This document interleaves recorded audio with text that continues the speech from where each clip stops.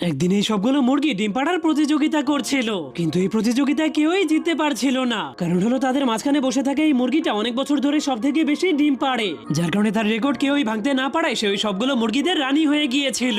এই জন্য সে ডিম বিক্রি করে কোটিপতি হওয়ার জন্য সেখানে থাকা সবগুলো মুরগিদেরকে দিয়ে বেশি বেশি করে ডিম পাড়াতে শুরু করে দেয়। এরপর খরগোশেরা তাদের ডিমগুলোকে গরম পানির মধ্যে ফেলে সেগুলোকে সিদ্ধ করতে শুরু করে দেয়। অন্যদিকে বাকি খরগোশেরা আকাশে রংধনু আসলে সেই রংধনুর ভেতর থেকে রং সংগ্রহ করতে শুরু করে দেয়। তারা মূলত এক একজন এক এক কালারের রং সংগ্রহ করছিল, কারণ তাদের সবাইকে একটি করে ডিম দেওয়া হয় আলাদা আলাদা ডিজাইন করার জন্য।